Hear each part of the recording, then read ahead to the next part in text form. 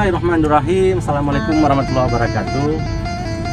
DPD PAN Kota Lukmawi pada Jumat sore ini bersama tim pengurus dan kader pergi ke salah satu majelis taklim ibu-ibu di Kampung Jawa Baru, Kampung Jawa Lama, tepatnya di Gang Pokonas, untuk memberikan tausiah mingguan yang rutin setiap Jumat sore kita sampaikan buat ibu-ibu. Semoga apa yang kita lakukan membuka cakrawala beragama para ibu kita, sehingga mereka dapat beragama dengan tuntunan, bukan hanya melihat tontonan, dan itu juga menjadi jariah bagi kita DPD PAN Kota Lukmawi, bukan hanya sebagai partai politik tetapi juga penerang seperti matahari putih yang ada di logo kita. Barakallah.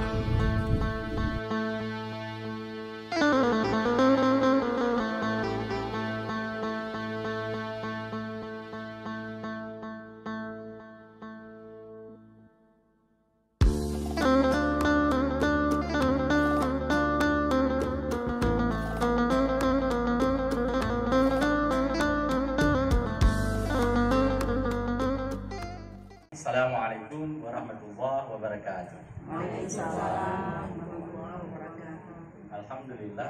Alhamdulillahirabbil alamin. Wa bihi nasta'in ala umuri dunya waddin. Wassalatu wassalamu ala asrafil anbiya'i wal mursalin wa ala alihi wa sahbihi ajma'in.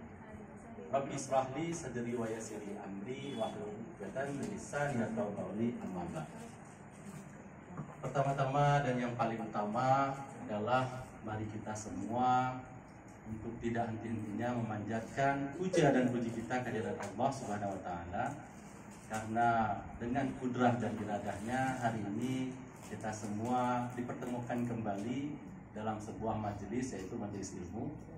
Kemudian selawat beriring salam lalu saja kita sanjung sajikan ke pangkuan alam Nabi kita, Nabi besar Muhammad SAW, yang saat ini di mana-mana sedang kita peringati maulid kelahirannya. Kemudian yang saya hormati para pengurus DPD PAN Kota Lukmawi, kemudian yang saya banggakan, spesial buat ibu-ibu sekalian, jamaah kita yang sudah berhadir di tempat ini. Sekiranya kita hidup ini adalah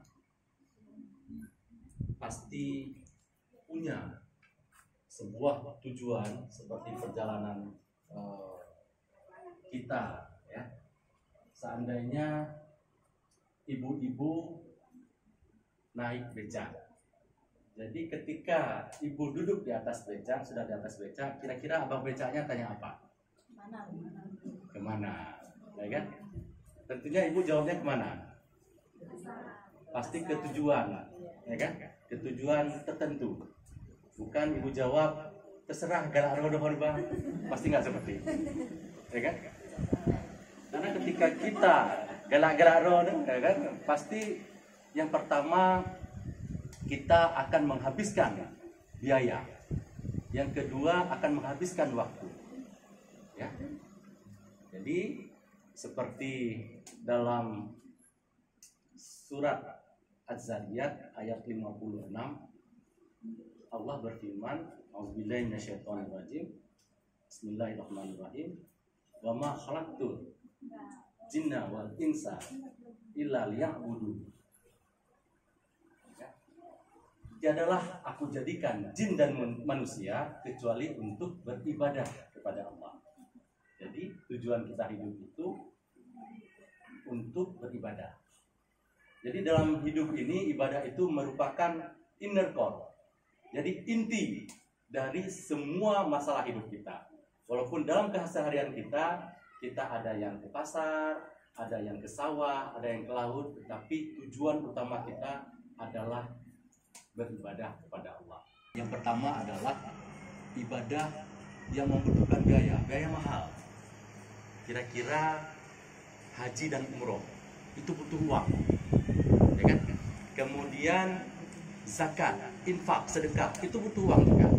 Habis itu kurban, hakikah, itu butuh uang. Tetapi di sisi yang lain ada ibadah yang sangat murah. Duduk saja kita dihitung ibadah sebenarnya, ya kan? Kemudian tersenyum saja ibadah. Jadi ada riset membuktikan bahwa apabila di waktu sekarang kita susah tersenyum, maka dipastikan hari-hari ke depan kita itu akan susah.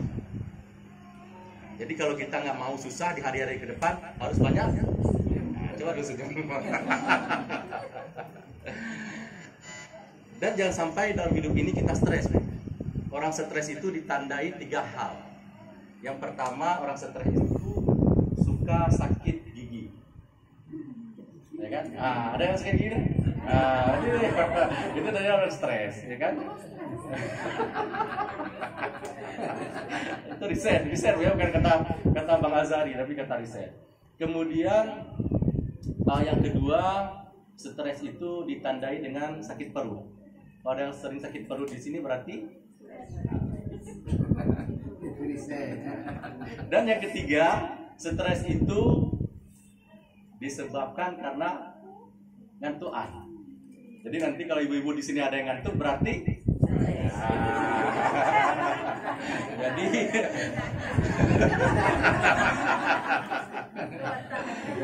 insya Allah Jumat depan kita bawa kopi biar gak ngantuk sama gorengan, ya kan? Karena saya pikir tadi udah terlambat, makanya nggak sempat ambil apa-apa, cuma buah satu kotak aja.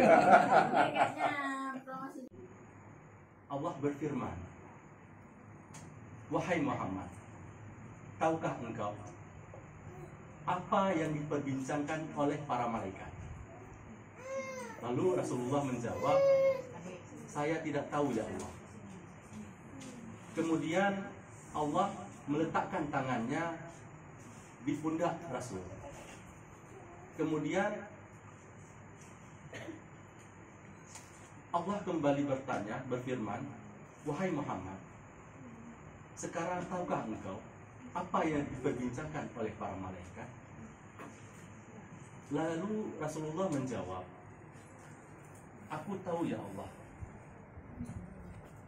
Aku tahu apa yang ada di langit dan apa yang ada di bumi. Para malaikat memperbincangkan tentang al-kafarat. Apakah al-kafarat itu? Al-kafarat adalah yang pertama, orang yang duduk setelah salat. Yang kedua, orang yang berjalan menuju tempat salat. Dan yang ketiga adalah orang yang memperbaiki wudhunya, menyempurnakan wudhunya walaupun dalam keadaan dingin. Itu adalah orang-orang yang diperbincangkan oleh malaikat. Jadi orang-orang ini hidupnya akan baik dan dijamin juga matinya juga akan baik. Kemudian seluruh dosa-dosanya akan dihapuskan oleh Allah seperti bayi yang baru lahir dari ibunya. Coba bayangkan, itu hanya duduk setelah salat. Kemudian di dalam hadis yang lain, Imam Ahmad juga meriwayatkan bahwa Rasulullah SAW bersabda, para malaikat akan berselawat kepada salah satu di antara kalian yang duduk setelah sholat sampai wudhunya itu batal, dengan selawat, ya Allah ampunilah dia, dan ya Allah sayangilah dia. Coba bayangkan, setelah sholat kita duduk saja, malaikat berselawat kepada kita. Dan kemudian dalam hadis yang lain lagi dari Imam Ahmad juga, Nabi SAW bersabda, sesungguhnya orang-orang yang duduk setelah salat maka akan didoakan oleh para malaikat dengan doa, ya Allah sayangilah dia, ya Allah ampunilah dia. Kemudian jika dia duduk menunggu waktu salat berikutnya, malaikat kembali mendoakan, ya Allah sayangilah dia, ya Allah ampunilah dia.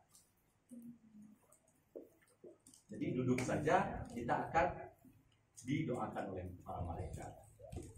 Tetapi dia dalam hadis yang lain, kita juga setelah sholat diminta untuk beristighfar. Ya kan, jangan duduk kosong lah. Jadi harus ada isi. Jadi kalau anak-anak sekarang bilang jangan kaleng-kaleng, ya, tetapi isi kaleng, ya, biar lebih berbobot. Jadi ketika kita beristighfar itu dari mana dalilnya? Nah, jadi yang seperti pernah saya sampaikan dulu bahwa Nabi Nuh saja 950 tahun dia berdakwah kepada umatnya. Risalah yang pertama sekali beliau sampaikan adalah istighfar. Faqultu astaghfiru rabbakum innahu kana ghaffara. Itu dalam surat Nuh ayat 10. Maka aku katakan, beristighfarlah kepada Allah supaya kalian mendapatkan ampunan. Jadi apa guna ampunan Allah bagi kita? Jadi di dalam hadis yang lain juga dari Imam Ahmad dikatakan bahwa barang siapa beristighfar kepada Allah, maka Allah keluarkan dia dari kesulitannya. Yang pertama. Kemudian Allah berikan kelapangan dari setiap kesulitannya. Dan yang ketiga, Allah berikan rezeki dari yang tidak disangkanya. Tiga, sudah dapat pahala. Kemudian sambung dengan ayat kursi, dapat pahala juga. Tetapi kalau mau lengkap lagi, boleh ditambah dengan berselawat. Ya kan? Setelah berselawat langsung baca doa. Karena salah satu ya syarat doa kita diterima Allah itu dengan memulai membaca selawat. Insya Allah. Maka ada cerita menarik juga. Saya waktu dulu menunaikan ibadah haji di 2009. Waalaikumsalam. Dah tamu lambat lagi.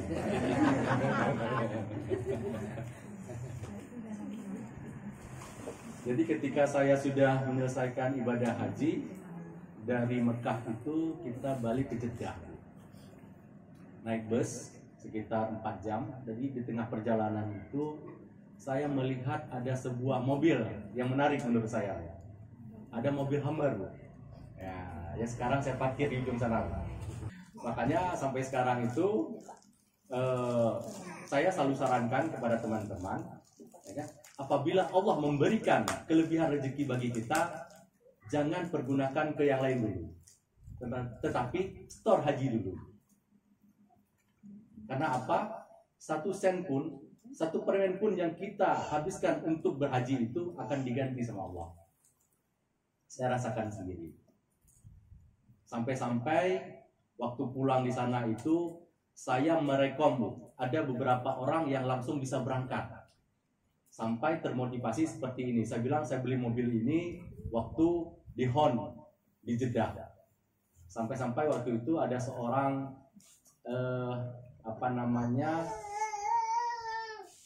dan bukan Danpos ya, Dansub POM di Tamiang. Ketika saya berkunjung ke sana, saya singgah di tempat beliau, saya sampaikan saya beli mobil Hummer ini seperti cerita tadi. Akhirnya beliau terinspirasi, Bu. Kalau begitu Bang, tahun depan saya berangkat haji. Sampai seperti itu. Jadi ketika Allah memberikan kemudahan rezeki, jangan beli rumah dulu, jangan beli mobil dulu, tetapi store adalah. Walaupun kita menunggu dalam waktu yang jangka yang panjang, tetapi insya Allah lah, amalan kita itu sudah tercatat di sisi Allah. Jadi saya rasa karena waktu sudah 5:30 ya, saya datangnya dari terlambat. Mungkin ini untuk merefresh kembali, ya kan, untuk memanaskan mesin kembali. Jadi Jumat depan ini kita udah panas, ya kan, sudah bisa belajar tausiah seperti biasanya.